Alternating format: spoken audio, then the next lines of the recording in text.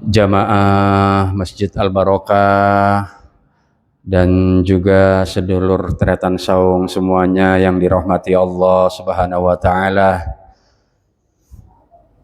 Semoga senantiasa kita selalu diberikan karunia taufik hidayah sehingga kita bisa melakukan aktivitas keseharian dengan penuh kesabaran dan tentunya juga sebagai rasa syukur kepada Allah Ta'ala. Amin ya rabbal alamin. Bismillahirrahmanirrahim. May yuridillahu bi khairan yufaqihu fid din. Alhamdulillahi rabbil alamin. Nahmaduhu ya ghafur ya syakur. Wassalatu wassalamu ala asyrafil anbiya wal mursalin wa ala alihi wa sahbihi ajmain. Amma ba'du. Rabbi shrah li sadri wa yassir li amri wahlul 'uqdatam min lisani yafqahu qawli. Allahumma anfa'na bima 'allamtana wa 'allimna bima yanfa'una wa zidna ilman nafi'ah. Amin ya rabbal alamin. Alhamdulillah kita ngumpul lagi dalam rangka rutinan setiap malam Sabtu, Jumat malam Sabtu setiap ba'da Isya insyaallah kita akan ngaji fikih yaitu belajar memaknai kitab Fathul Qorib. Dan ini penting. Kenapa penting? Karena kita tidak tahu apakah ibadah kita itu secara syarat rukun, secara syariatnya benar atau salah, kita nggak ada yang tahu. Makanya perlu ilmu, perlu ngaji.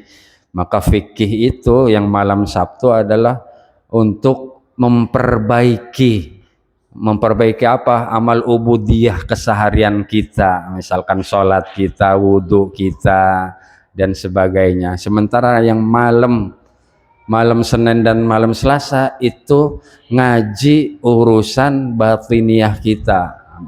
Untuk apa? Menghilangkan penyakit hati. Kalau yang malam Senin sama malam Selasa, menghilangkan penyakit hati, hasud, iri, dengki, apalagi ria, ujub, takabur, yang seperti itu. Biarin kita kalau udah dua ini, misalkan malam Sabtu ngaji fikihnya, ngaji syariatnya, aturan ubudiyahnya, kemudian malam Senin, malam Selasanya ditambah dengan ngaji batiniyah yaitu tasawuf. Insya Allah makom kita, tempat kita akan berada di atas yang umum. Seperti itu. Karena biasanya orang tidak mau memperbaiki. Tidak mau memperbaiki ini biasanya karena ilmu, gitu aja. Kalau orang semakin banyak ngaji itu, maka dirinya akan merasa bodoh, maka akan terus merasa bodoh dan terus akan mencari. Nah, semoga aja kita berharap ridhonya Allah, sehingga Allahnya memberikan kita taufik hidayahnya, agar kita senantiasa istiqomah dalam mengaji. Amin. Dan seperti biasa sebelum kita mulai, alangkah baiknya kita kirim Fatihah dulu ke Kanjeng Nabi, kepada dzurriyyahnya, kepada para sahabatnya, kepada tabi'in, kepada imam mujtahid dan para pengikutnya, juga kepada kedua orang tua kita, ke guru-guru kita, khusus juga kepada pengarang kitab yaitu Syekh Muhammad Samsuddin bin Qasim Al-Ghazi rahimahullah ta'ala, ala hadhihi niyya wa likulliyatin sholihah ila hadratin Nabi Mustafa Muhammad sallallahu alaihi wasallam. Al-Fatihah. A'udzu billahi minasyaitonir rajim. Bismillahirrahmanirrahim. Alhamdulillahirabbil alamin, arrahmanir rahim, maliki yaumiddin. Iyyaka na'budu wa iyyaka nasta'in. Ihdinas siratal mustaqim, siratal ladzina an'amta 'alaihim ghairil maghdubi 'alaihim waladdallin. Amin ya rabbal alamin. Qala al-musannif rahimahullahu ta'ala ونفعنا به وبعلومه في الدارين آمين يا رب العالمين. Sebelumnya di pertemuan minggu kemarin, malam Sabtu kemarin, yaitu kita membicarakan tentang hukum bersuci, di mana bersuci itu atau bahasanya toharoh itu secara bahasa adalah membersihkan atau bersih. Sementara secara istilah syariat adalah sesuatu apa? Sesuatu yang membuat sah dan tidaknya, yang membuat sah apa?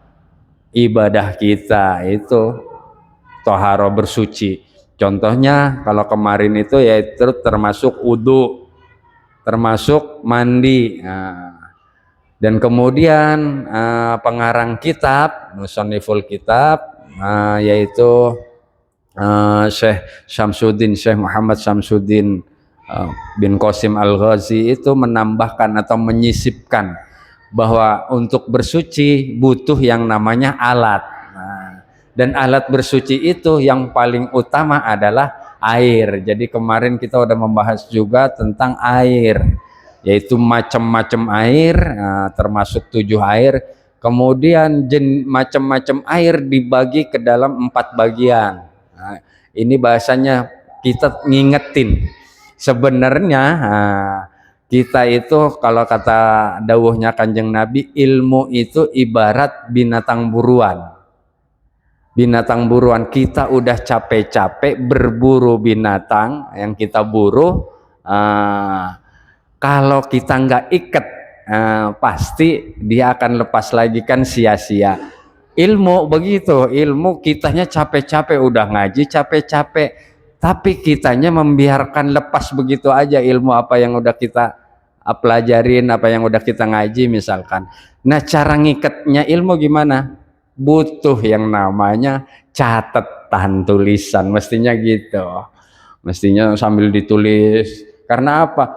Kita ini udah kebanyakan keseharian kita udah banyak kesibukan. Kalau nggak dicatat juga, yang mikirin kreditan lah, yang mikirin jajannya anak bini lah, yang mikirin uang dapur, repot kalau nggak dicatat, lupa terus, ribet ntar. Jadi nggak naik-naik makomnya. Selanjutnya kalau kemarin kan dibagi 4, diulang lagi nih. Pertama yaitu ma'un tahirun mutahhirun ghairu makruh, yaitu air suci yang dapat mensucikan dan tidak makruh penggunaannya. Tuh, yang pertama tuh. Maka ini dinamain air mutlak. Contoh air mutlak yaitu termasuk air hujan, ma'us sama, atau air bahrun, atau air laut, air sungai, dan segala macamnya yang ada 7 itu. Kemudian yang kedua ma'un tahirun mutahhirun makruh, yaitu air suci mensucikan, dia airnya suci, dapat mensucikan, tetapi makruh penggunaannya, yaitu apa? Air yang terpapar atau terjemur matahari, yang kira-kira panasnya bikin ada perubahan tuh air itu. Nah, ini dimakruhin khususnya untuk badan. Jadi suci, penggunaannya dimakruhin walaupun suci, tetapi untuk pakaian enggak. Tuh. Kenapa makruh? Itu kalau urusan kedokteran itu, kalau air terpapar, kira-kira kalau kita pakai air panas yang misalkan 40 derajat ke atas, misalkan gimana tuh reaksi kulit kita, bisa jadi iritasi atau ada penyakit. Maka makruh penggunaannya. Kemudian yang ketiga ma'un tahirun ghairu mutahhir, yaitu air suci tetapi dia tidak bisa mensucikan atau dia tidak bisa untuk dipakai bersuci. Contohnya air yang sudah dipakai untuk apa? Menghilangkan hadas, menghilangkan najis. Kalau air ini udah dipakai, ya nggak boleh lagi. Maka kalau zaman Kanjeng Nabi itu bukan kayak pakai keran kayak sekarang, kita mah enak bener. Kalau zaman dulu pakainya kayak gentong modelnya. modelnya kayak gentong. Makanya Kanjeng Nabi itu mensunahkan, kenapa setiap wudhu misalkan mesti dicuci dulu 3 kali telapak tangan, karena takut ini ada najis. Nah gitu lah, maka dicuci dulu baru boleh mencelupkan tuh. Nah, ngambil wudhu mencelupkan misalkan, takutnya ini airnya sedikit yang jumlahnya kurang dari 2 kolah. Kemudian yang selanjutnya adalah yang keempat, yaitu ma'un najasun, yaitu air yang najis atau air yang terkena najis. Nah ini dibagi kedua bagian, yaitu air yang sedikit atau air yang banyak. Yang disebut air sedikit yaitu air yang kurang dari 2 kulah. 2 kulah ukurannya 90 kali 90 kali 90, kira-kira begitu, kira-kira 260 literan air. 260 liter tuh. Kalau itu udah, ini berarti itu udah 2 kulah. Itu tinggal ngingetin lagi, oh berarti air ada 4 nih. Nah gitulah. Itu ngulang yang kemarin. Sekarang kita masuk pada faslun fi dzikri syai'in minal a'yan al mutanajjisati wa ma yathuru minha bidzibaghi wa ma la yathuru. Ini biasanya kalau hari raya kurban. Yaitu apa? Ad-dibagh. Dibagh itu apa? Nyamak. Ini bagiannya RT nih. Yaitu fi dzikri syai', yaitu menjelaskan atau menuturkan sesuatu minal a'yan, benda-benda yang terkena najis, minal a'yan dari benda-benda al mutanajjisati yang terkena najis, wa ma yathuru minha, dan sesuatu yang dapat mensucikannya, yaitu bidzibaghi, salah satunya dengan disamak. Wa ma la yathuru, dan sesuatu yang tidak dapat suci walaupun itu disamak, misalkan benda-benda. Wa juludul maitati, dan adapun bangkai dan adapun kulit. Wa juludul maitati, julud ini kulit, al maitati bangkai. Wa juludul maitati, dan adapun kulit bangkai, kulluha semuanya kulit bangkai, tathuru dapat suci. Jadi semua kulit bangkai itu bisa suci, bisa kita ambil manfaatnya. Bidzibaghi, dengan cara disamak. Itu sebagaimana kalau di Ibanatul Ahkam atau Bulughul Maram itu disebutin dari Ibni Abbas. Dari Ibni Abbas itu dawuhnya Kanjeng Nabi, idza dubighal ihabu faqat tahura. Jadi kalau samak itu bisa menyebabkan sesuatu itu suci. Contohnya, atau misalkan ada riwayat lain yang dari Maimunah, Siti Maimunah, bahwa Kanjeng Nabinya suatu saat melihat pada satu saat Kanjeng Nabinya melihat rombongan yang menggeret bangkai kambing. Ini benar-benar bangkai. Kemudian Kanjeng Nabinya nanya, mau dibawa kemana bangkai itu? Kenapa enggak dimanfaatin? Kata Kanjeng Nabi, lah ini kan bangkai ya Rasul, lah bisa disucikan dengan cara apa? Dengan cara disamak. Itu salah satu riwayat menyebut begitu. Jadi boleh. Nanti ada pengecualinya misalkan apa yang nggak boleh. Semua. Wajuludul maitati kulluha tathuru bidzibagh. Sawa'un fi dzalika, sama saja, sawa'un sama saja fi dzalika, dalam hal tersebut, maitatun bangkai, ma'kulul lahmi, yang dapat dimakan, wa ghairuhu, ataupun yang tidak dapat dimakan. Yang dapat dimakan contohnya kambing, sapi, ya kan, kebo. Yang nggak dapat dimakan misalkan, tahu siapa yang makan gajah misalkan, buaya misalkan, kayak gitu-gitu tuh. Tapi bisa kulitnya kita manfaatin.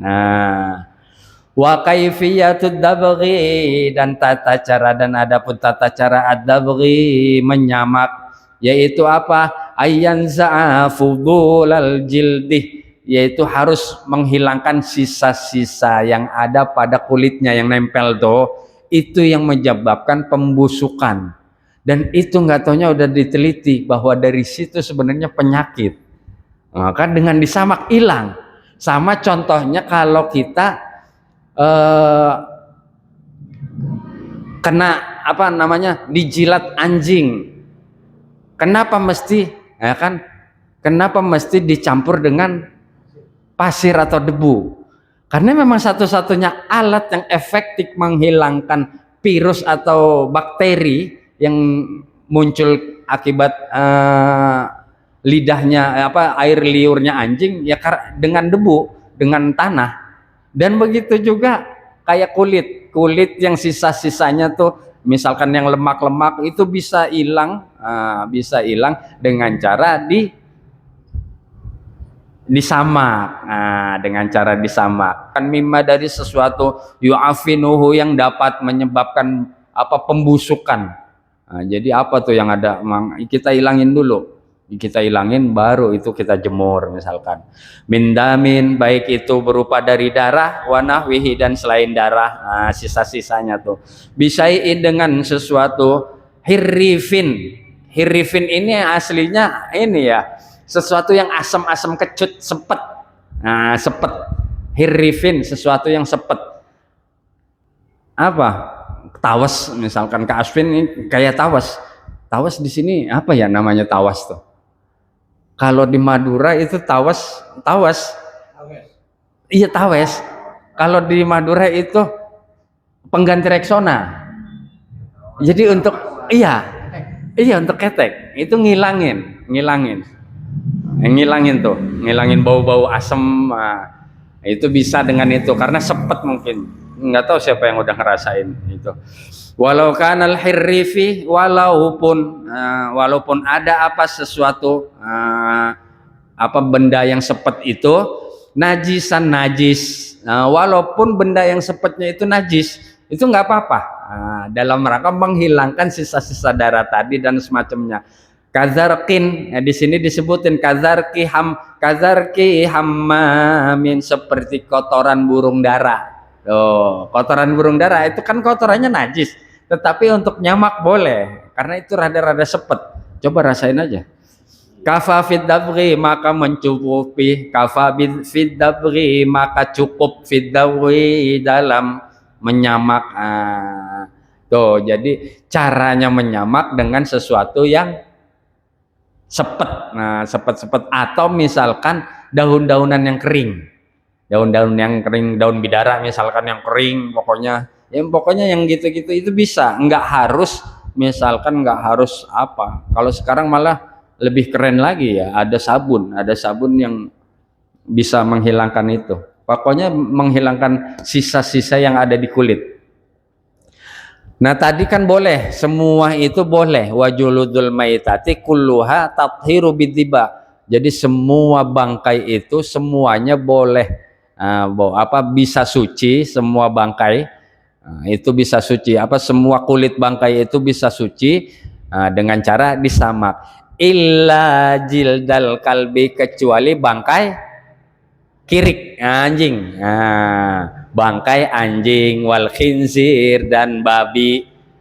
Ini dua binatang yang memang ainnya ini najis, emang nggak boleh. Wa matawallada minhuma, atau sesuatu yang lahir dari keduanya, yang lahir dari anjing atau babi. Au min ahadihima, atau dari salah satu keduanya kawin silang.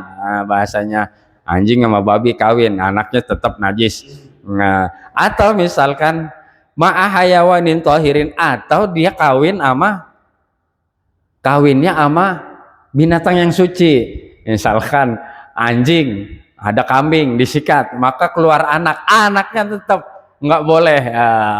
Mahayawanin tohirin falayat huru bidziba, maka tidak suci bidziba walaupun dengan disamak.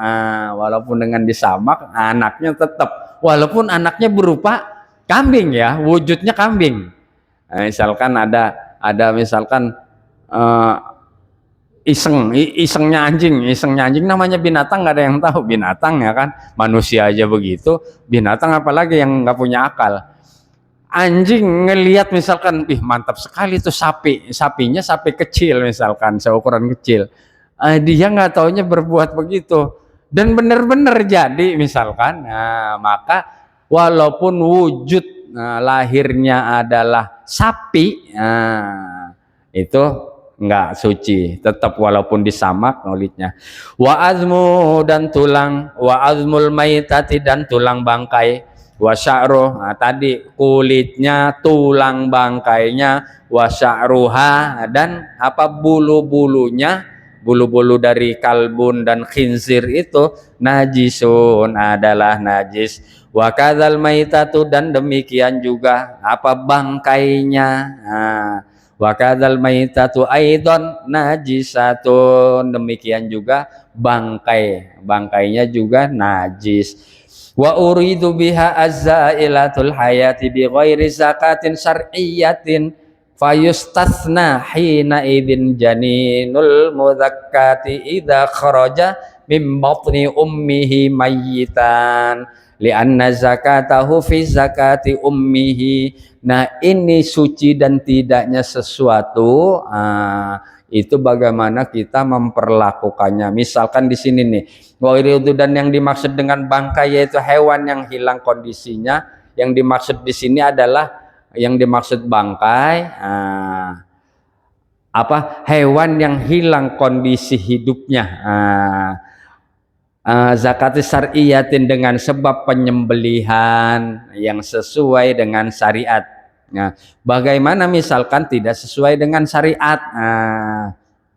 Kecuali misalkan ibunya kita potong, nggak taunya dia misalkan ibunya kita potong secara syariat.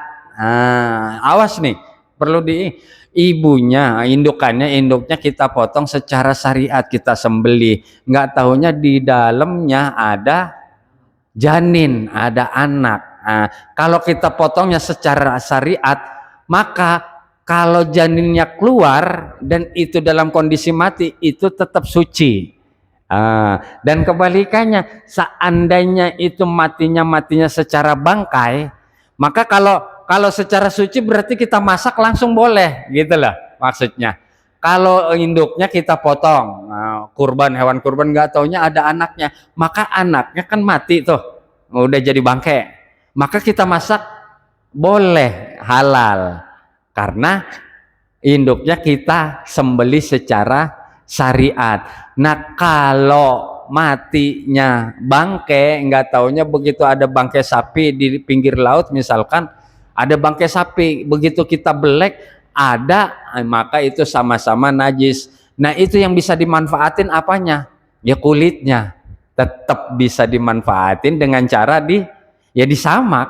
Nah, gitu loh. Walaupun itu bangkai masih kita bisa manfaatin kulitnya, walaupun secara dagingnya misalkan kita nggak bisa manfaatin. Tapi kalau misalkan kita potong kemudian ada anaknya, ya udah masak sekalian anaknya. Wakadza ghairuhu minal mustasna al madhkur fil mabsutat. Ini sama tadi apa yang saya jelasin. Summastasna min sya'ril maitati. Kemudian pengarang summastasna kemudian mengecualikan. Siapa pengarang min sya'ril maitati, yaitu dari bulu bangkai, biqaulihi illal adami. Nah, kecuali yang disebut bangkai kan semua tadi. Bagaimana jika ini anak cucu Adam, mayit, makanya disebutnya mayit itu bangkai. Maka kecuali tadi rambut, kulit, semuanya anak cucu Adam tetap suci. Jadi kita nggak perlu khawatir, oh najis, enggak. Illal adami ai fa inna sya'ra tahirun kamaitatin, ya ini maka sesungguhnya bulu atau rambut manusia tahirun, suci seperti bangkainya. Jadi kondisi manusia hidup dan matinya suci, nggak perlu khawatir. Kemudian itu bab tentang cara menyamak, tentang bolehnya kita memanfaatkan kulit kulit segala macam jenis binatang, bangkai, segala macam jenis kulit dari bangkai kita manfaatin misalkan, baik itu yang bisa dimakan atau yang tidak bisa dimakan. Nah, itu. Kemudian selanjutnya baru ini faslun fi bayani ma yahrumu istimalun, yaitu menjelaskan benda, menjelaskan ma akan sesuatu yahrumu yang haram istimaluhu penggunaannya, minal awani dari apa tempat atau wadah-wadah, wa ma yajuzu dan sesuatu yajuzu yang dibolehkan, wabada abil awali dan pengarang, wabada dan pengarang mengawali atau memulai bil awali, wabada abil awali dan pengarang memulai faqala dengan ucapan dengan perkataan, wala yajuzu dan tidak diperbolehkan fi ghairi dharuratin.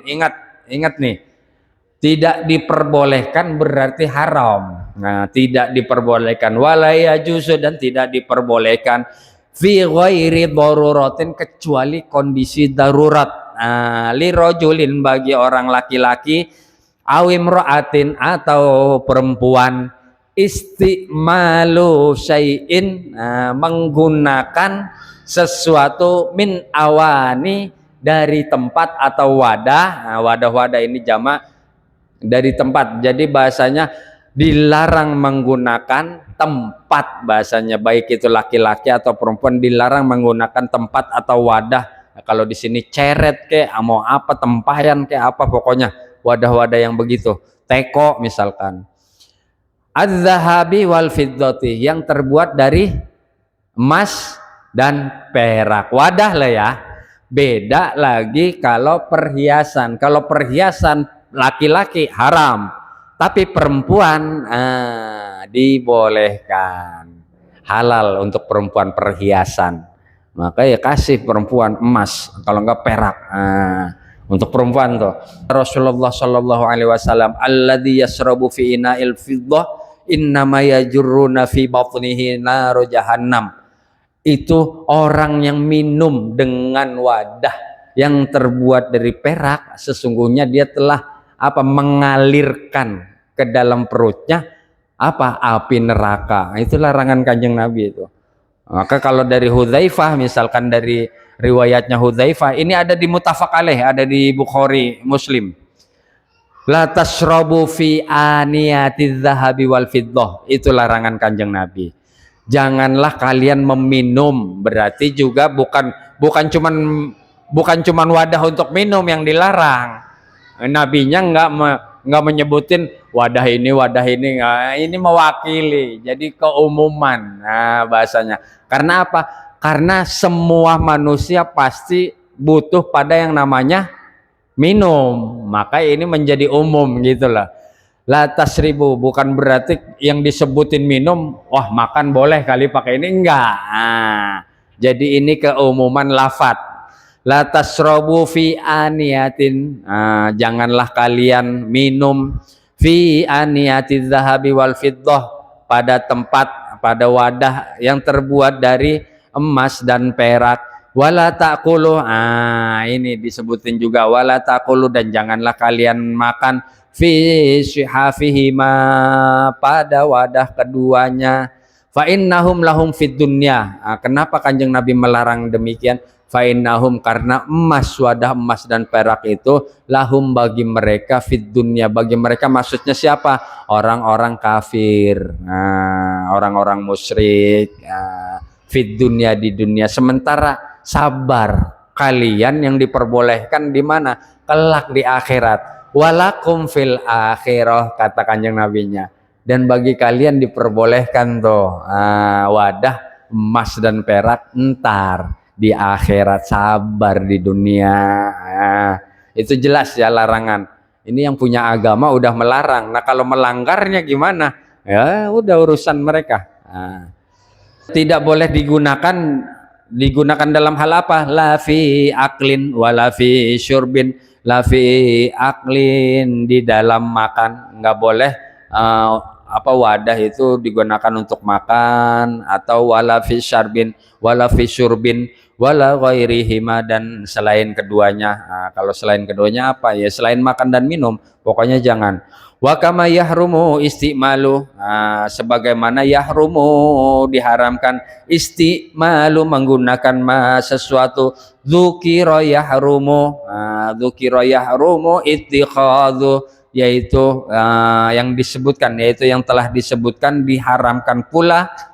Kalau ilmu itu udah mau apa, wadah, memakainya, wadah, pokoknya semua wadah, inaun itu semua wadah, memakainya diharamkan. Maka demikian juga dzukira yahrumu, maka demikian juga ittikhadhu min ghairi istimalin, ittikhadhu mengambilnya selain dari menggunakannya, yaitu menyimpannya. Enggak dipakai ini ya sama aja bahasanya. Kita punya itu Ustadz Soleh punya gentong dari emas, wah enggak ini kan nggak dipakai tat, sama aja itu disimpan namanya, ya kan. Nah, bahasanya di sini ittikhadhu min ghairi istimalin fil asahhi, sebagaimana pendapat yang sahih. Wa yahrumu aidan, dan diharamkan pula al inaul mutliyuh, yaitu menggunakan wadah. Al mutliyu itu yang al matliyu itu yang disepuh, yang apa bahasanya kalau di patri ya, di patri. Al matliyu yang dipatri, bidzahabin dengan emas, au fiddatin atau dengan perak, itu enggak boleh. Tapi seukuran apa, bahasanya begitu. Innaha sholat, jika dihasilkan patriannya minat tolai syai'un bi ardihi an apa alanar, rata-rata umumnya nyepuh itu ya pasti pakai api, ya kan. Itu keharamannya di situ sebenarnya. Tetapi kalau darurat enggak. Kenapa demi? Karena kanjeng nabinya yang penting seukuran, misalkan pecah, tidak ada seukuran darurat nih, urusannya darurat. Misalkan kita punya panci, nggak ada lagi selain perak untuk nambel, untuk matrinya, atau ada tukang patri, wah saya nggak punya, ini bisa dipatri dengan perak doang, ya nggak apa-apa, yang penting tidak lebih besar dari wadahnya. Sebagaimana kanjeng nabinya pernah wadahnya, wadah untuk minumnya kanjeng nabi, airnya kanjeng nabi lah, itu pernah pecah, kemudian nabi tidak menemukan, itu ditambel dengan perak, ya seukuran pecahnya itu. Maka nabi kemudian setelah ditambal mengisi airnya, kemudian itu dipakai minum, dipakai wudhu, dan dibagi-bagi ke sahabat-sahabat yang lain. Ini bukti membolehkan dalam kondisi darurat, dan ukurannya tidak lebih dari bendanya, seukuran itu aja. Kemudian wayajuzu, dan diperbolehkan wayajuzu, kalau tadi dilarang, tidak diperbolehkan memakai atau menyimpannya benda-benda yang terbuat dari emas dan perak, kecuali perhiasan, gelang, kalung, perempuan ya, khususnya perempuan. Kalau laki-laki jelas mau kalung kayak mau emas. Wayajuzu, dan diperbolehkan istimalu menggunakan wairihima, menggunakan apa, ina iwadah wairihima, dari selain keduanya. Kalau dilala Ustadz siapa Ustadz Sanusi punya giok, giok kan berharga juga daripada emas, itu dibikin gentong nggak apa-apa. Pasongka punya batu apa, misalkan jamrut, jamrut dibikin biar keren ya kan. Jamrut kan udah karuan mahal ya kan, apa pokoknya batu-batuan permata lah, itu dibikin emuk, itu keren bener, itu boleh. Yang penting bukan emas dan perak, jadi selain itu boleh. Ayat ghairi dhahabi wal fiddah minal awani, dari tempat atau wadah, an-nafisati, yang berharga. Apa tuh an-nafisati yang berharga? Banyak lah, ruby kayak pokoknya batu-batuan giok. Dulu giok ya, dulu itu lagi tenarnya kita itu ada giok. Di sini dicontohin kaina iyakut, seperti wadah yang terbuat dari ruby, batu delima, merah delima, ruby. Wayahrumu, dan diharamkan al-ina'u, wadah, al-mudhabbabu yang ditambal, bidhabbati fiddatin, dengan tambalan dari perak, kabiratin urfan. Nah, ini yang saya sebutin tadi, yang penting tidak mencolok atau tidak lebih besar dari wadahnya itu. Nah, ini haram tetap kalau lebih besar. Fa in kanat kabiratan li hajatin. Nah, ini boleh juga seandainya memang kebutuhan. Nah, kebutuhannya emang butuhnya banyak misalkan. Fa in kanat kabiratan li hajatin, jika tambelannya itu kabiratan lebih besar li hajatin karena kebutuhan, jaza maka diperbolehkan ma'al karahati, tetapi diperbolehkan tetapi makruh. Au shaghiratan, atau tambelannya kecil, urfan menurut umumnya, menurut penilaian umum, segitu mah kecil misalkan. Lizinati kurihah, lizinati kurihah, apa lizinati, dalam rangka untuk tujuan hiasan bahasanya.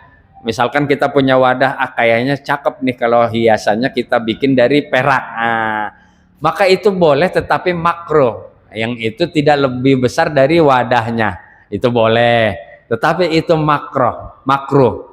Maka di sini makruhnya, bahasanya auli hajatin fala tukrah. Nah, kalau kebutuhan, misalkan biarin harganya lebih, dalam rangka nilai wadah ini lebih ini, dan itu dalam rangka kita mau jual, biarin rada tinggi aja, berarti punya kebutuhan. Nah, itu monggo, ini enggak dimakruhkan.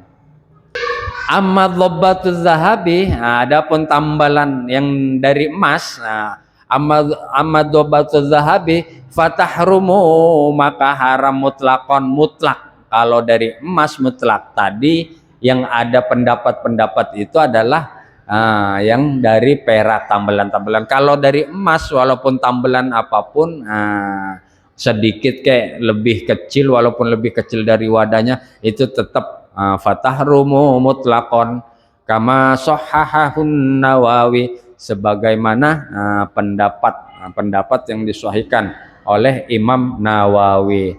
Kemudian selanjutnya itu tentang wadah ya. Jadi wadah apapun kita tidak haram hukumnya memakainya atau menggunakannya atau menyimpannya yang terbuat dari emas dan perak, walaupun kayak apa, misalkan Bang Are, jangan gaya-gayaan Bang Are, karena tadi itu disebut kesombongan bahasanya sebenarnya. Kemudian selanjutnya bismillahirrahmanirrahim.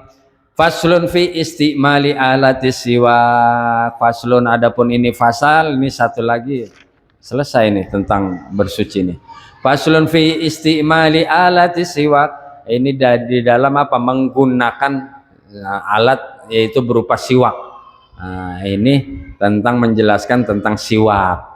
Wa huwa min sunanil wudu, wa huwa, adapun siwak itu min sunanil wudu, ia termasuk dari sunnah-sunnah berwudu. Jadi sebelum wudu, baiknya itu kita siwakan dulu, atau misalkan setelahnya ya nggak apa-apa, mana yang di ini.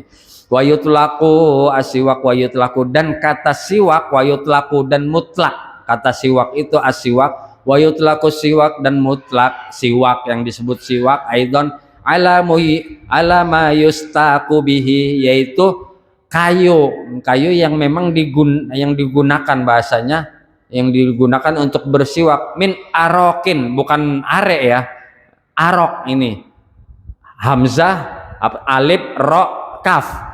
Kalau Bang Are sama sebenarnya, Are juga kayaknya Bang Are alif ro iya kaf, kalau Bang Are arik.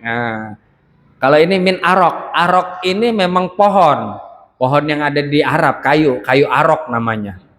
Wanahwihi, dan mutlaknya, secara mutlak siwak itu adalah kayu arok dan sejenisnya apa? Sejenisnya ya kayu yang memang kalau kita ini ada lembut-lembutnya, ya siwak lah. Ada kayak gitunya. Misalkan kita pecahin dia berbulu begitu. Itu mutlaknya yang disebut siwak. Sementara sebenarnya apapun alatnya yang itu kasar, yang itu dapat membersihkan kotoran yang ada di mulut, itu boleh. sunnah kenanya, yang penting kita nawaitunya siwak. Gitulah. Misalkan kita sikat gigi itu bisa mendapat pahala bersiwak kalau kita nawaitunya siwak. Maka kita yuk niat siwakan, misalkan kalau pagi-pagi gitulah. Maka kalau pakai sarung, misalkan kalau mau sholat kebetulan nggak punya siwak, pakai sarung, misalkan sarung, cuman memang kotor karena kotorannya akan nempel di sarung, dan itu tapi boleh karena sarung ini rada kasar dan itu menghilangkan. Itu siwak lah ya. Walaupun mutlaknya yang disebut siwak ya kayu siwak, kayu irok, dan sejenisnya. Pokoknya kayu-kayu yang ada kayak rambutnya tuh, serat-seratnya. Itu ya yang modelnya begitu, apapun kayu itu, cuman yang kayak begitu ada serat-serat halus. Maka kalau di kita kan bisa jadi sikat gigi, ujuk kita mau ke masjid bawanya sikat gigi kan gitu, kita potek sikat giginya gitu ya kan, nggak apa-apa, itu boleh, tetapi kita niatin. Kalau siwak nggak perlu kita niatin karena memang mutlak kayunya emang kayu siwak. Gitu loh, itu perbedaannya. Kita pakai sarung, kalau pakai tangan habis diginiin itu boleh aja pakai tangan misalkan, apalagi tangan Bang Are yang rada kasar diginiin itu boleh aja, cuma jangan dicium habis itu. Ntar habis itu dia peper ke tembok masjid, ini yang kacau ya kan. Nggak dilihat RT Nusi, nggak dilihat DKM, nggak dilihat Merbot, kan dia peperin. Kotorannya ke masjid, maka itu yang nggak bolehnya di situ. Aslinya boleh apapun itu yang bisa menghilangkan bau mulut. Nanti dijelasin di sini dalam kondisi apa aja. Kenapa siwak? Sementara kalau di ini riwayat dari Aisyah itu kalau di kitab Nashaiul Ibad ada 10. Nah, saya tidak membahas misalkan yang urusannya ridho Allah, ridhonya Kanjeng Nabi, ini sesuatu yang memang disenengin oleh Allah, oleh nabinya, oleh malaikat juga. Tetapi yang mau saya ini ternyata siwak di dalam hadis itu pun menjelaskan dia menyehatkan gusi. Satu. Yang kedua menyehatkan lambung. Ini urusan kedokteran, kayaknya sih kedokteran biasanya orang-orang Jepang itu seneng tuh neliti yang begitu, air zam-zam ya kan ditelitinya sama orang Jepang. Kenapa siwak kok bisa menyehatkan gitu lah, apalagi tadi pakainya yang mutlak kayu siwaknya. Itu termasuk di riwayatnya Aisyah menjelaskan itu, menyehatkan lambung kita, gusi kita gitulah, kalau itu menjadi rutin. Kemudian selanjutnya bismillahirrahmanirrahim, qalal musannif wasiwaku, dan bersiwak, dan adapun bersiwak mustahabun, itu disunahkan. Sebenarnya Kanjeng Nabi pernah dawuh, andai siwak itu tidak memberatkan maka aku wajibkan. Takutnya memang memberatkan, maka Nabi mensunahkan. Sebagaimana sholat witir bagi Kanjeng Nabi wajib ya kan. Andai begitu juga andai sholat tahajud, sholat witir itu tidak memberatkan umatku, maka aku wajibkan. Itu Kanjeng Nabinya. Jadi kita jangan sampai sesuatu yang tidak diwajibkan kita wajibkan. Ijabu malam yujab, janganlah kalian mewajibkan sesuatu yang tidak wajib. Kanjeng Nabinya aja begini, Kanjeng Nabinya begitu ya kan. Kalau Kanjeng Nabinya siwak itu wajib, sholat witir wajib, sholat tahajud apalagi ya kan, ke Kanjeng Nabi. Tapi Kanjeng Nabi tidak mau karena itu udah pasti model-modelnya kayak begini, muka-mukanya ya kan, muka-muka gang buntu begini, jamaah Masjid Al Barokah yang nggak potongan, sholat witir misalkan, sholat tahajud misalkan, kalau nggak ada kemauan, kalau ada kemauan baru udah mantep. Itu bukan karena kesadaran. Kalau Nabi kewajiban santai, cuman Nabi karena nggak ada kepentingan macam-macam. Wasiwaku mustahabun fi kulli halin. Si bersiwak itu dan adapun bersiwak mustahabun itu disunahkan fi kulli halin, dalam setiap kondisi, dalam kondisi apapun bahasanya. Wala yukrahu dan tidak di wala yukrahu dan apa nih? Dan tidak dimakruhkan tanzihan, makruh tanzih. Makruh ada yang disebut makruh tanzih, itu makruh yang sebenarnya hampir mendekati larangan. Nah, itu makruh tanzih. Contoh makruh tanzih itu apa? Misalkan selain bersiwak,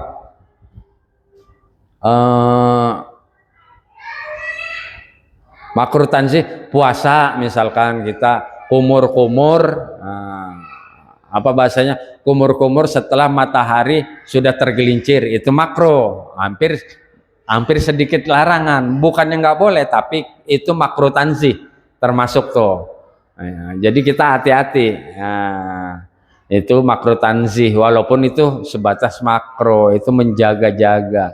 Illa ba'da zawal, illa ba'da zawal, kecuali setelah tergelincir matahari, lisoim, bagi orang yang berpuasa. Nah, makruh hukumnya, makruh tanzih bagi siapa? Bagi orang yang berpuasa. Kalau matahari sudah tergelincir, bersiwaklah. Tadi siwak itu sunnah dalam setiap keadaan, kecuali orang yang berpuasa, dan itu setelah matahari tergelincir ke barat. Tapi kalau masih pagi enggak apa-apa, bahasanya begitu. Itu disebutnya tuh fardhon au naflan, ini puasa wajib atau puasa sunnah, yaitu puasa Ramadan atau puasa Senin Kemis atau puasa sunnah yang lainnya. Wa tazulul karahatu bi ghurubi syamsi. Nah, ini uniknya kemakruhan, makruhnya tadi itu wa tazulul karaha, dan hilang kemakruhan bi ghurubi syamsi setelah terbenamnya matahari. Sementara pendapat Imam Nawawi, wakhtaron Nawawi, berbeda lagi nih. Wakhtaron Nawawi, dan Imam Nawawi memilih adamal karahati mutlaqan, tidak ada kemakruhan di dalam bersiwak secara mutlak. Kalau Imam Nawawi bahasanya, karena bahasanya terasa mungkin ya, kalau ada sisa makanan di sini itu akan terasa kalau kita yang hati-hati lah, khususnya bagi orang yang berpuasa. Masa ilok begitu waktu matahari udah tergelincir kita giniin ada sisa makanan nih, enak nih, nggak mungkin juga kan. Padahal itu waktunya udah panjang kita puasa, sayang bener kalau mau dihitung puasa, kalau udah lewat waktu apa bahasanya tergelincir matahari kayak duhur gitu, itu sebenarnya udah lebih lama ketimbang mau bukanya. Dikiranya itu separoh ya, padahal lebih dari separoh perjalanan puasa itu. Nah, itu kebanyakan begitu tuh orang ya kan, lumayan dapat separoh, padahal dia udah lebih dari separoh, dari 12 jam, hitung aja coba. Sementara buka dari waktu duhur nih cuman paling 4-5 jam lagi, sementara dia udah melewatin sekitar 6-7 jam. Tuh, betapa sayangnya Pasongka, modelnya kayak Pasongka waktu kecil. Pasongka waktu kecil dulu Pasongka waktu kecil kayaknya udah nggak kuat ini puasa apa namanya? Iya, puasa tengah hari tuh kebo bule. Nah, kalau zaman dulu puasa kebo bule, nasi mateng naik ke bale, itu kebo bule nungguin. Itu tadi pendapatnya Imam Nawawi bahwa tidak ada kemakruhan secara mutlak, kata Imam Nawawi. Wahwa asiwak, adapun hal itu yaitu bersiwak, fi salasati mawadhi asyaddu istihbaban, pada tiga kondisi fi salasati mawadhi, pada tiga kondisi asyaddu, yang itu sangat istihbaban, disunahkan. Jadi ada bersiwak itu pada tiga kondisi yang sangat disunahin. Min ghairiha, daripada di keadaan selainnya, daripada kondisi yang lainnya. Ada tiga nih. Ahaduha adapun salah satu yang tiga, inda taghayyuril fami min azmin, yaitu ketika apa nih? Inda taghayyur, ketika berubah alfami, bau mulut tuh ketika kita berdiam lama, min azmin dari menutup, bahasanya kayak kita diem nggak minum nggak makan, diem lama gitu.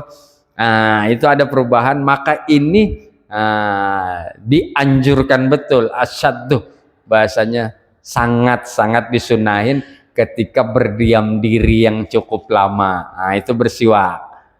Kemudian kila dikatakan huwa sukutu tawil. Nah, ini disebutin bahwa huwa, adapun tadi penjelasannya adalah sukutu tawil, yaitu berdiam diri yang lama. Nah, berdiam yang lama. Wakila tarkul akli, dan dikatakan pendapat yang lain tarkul akli, atau nggak makan.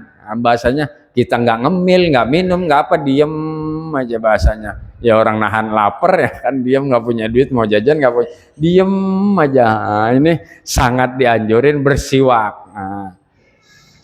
Wa innama qala, dan sesungguhnya dan sesungguhnya ada siapa, qala berkata pengarang kitab, wa ghairihi, dan selainnya, liyashmala taghayyural fami, yaitu mencakup perubahan, liyastamala, yang di dalamnya yaitu mencakup taghayyural fami, perubahan mulut, bi ghairi azmin,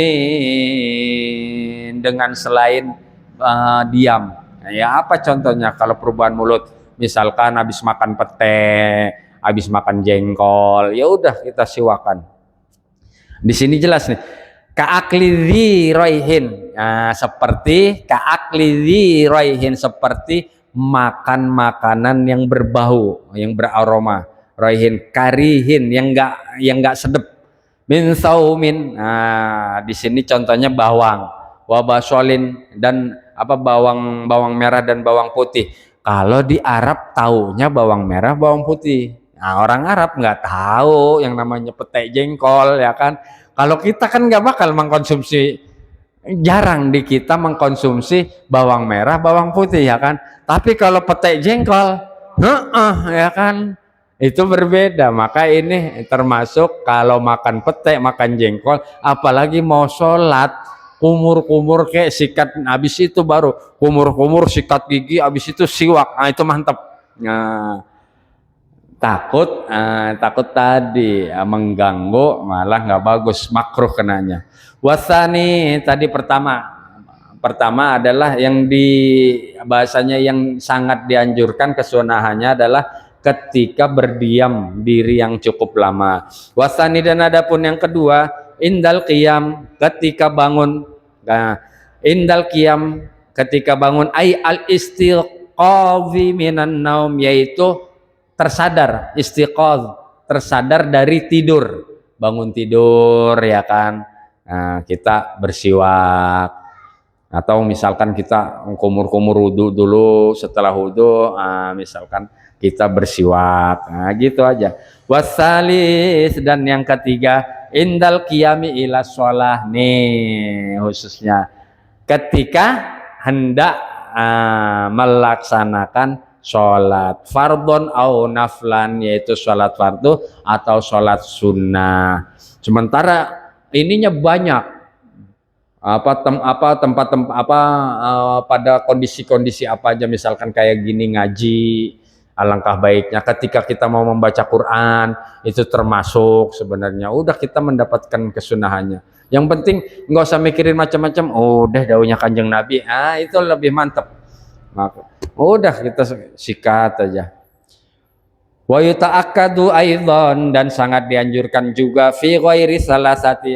Ini disebutin di selain yang tiga al-madhkurati yang tersebut, mimma dari sesuatu huwa madhkurum fil mutawwalati,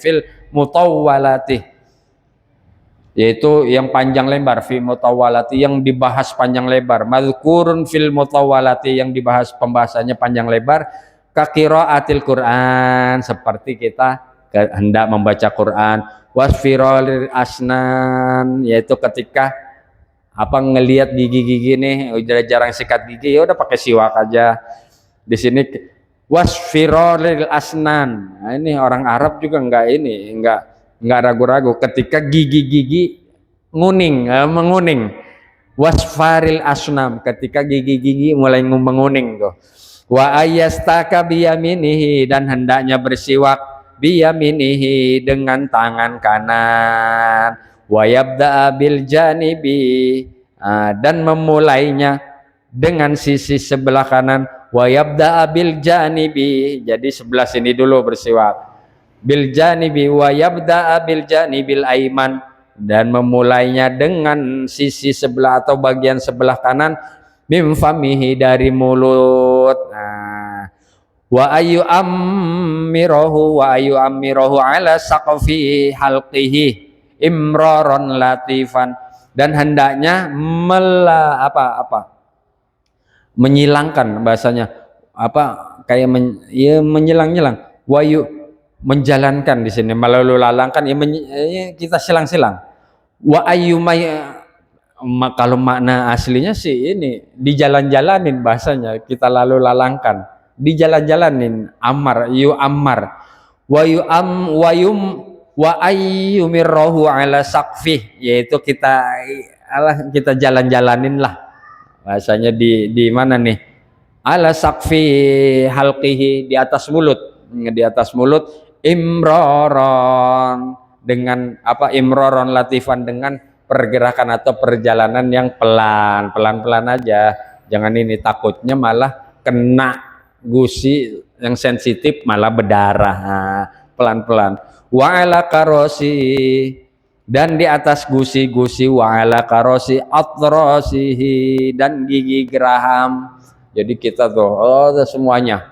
Nah, ini caranya bersiwak. Sementara ya tadi bahasanya banyak tempat-tempat, sementara itu ada di pembahasan kitab-kitab yang lain. Misalkan kalau di Nashihul Ibad, ya tadi itu modelnya, bahwa siwak itu adalah sesuatu yang disukain oleh Allah, dan jelas disukain oleh kanjeng nabinya, dan juga malaikat rahman, malaikat pencatat amal kita itu seneng banget kalau kita, apalagi ketika hendak sholat.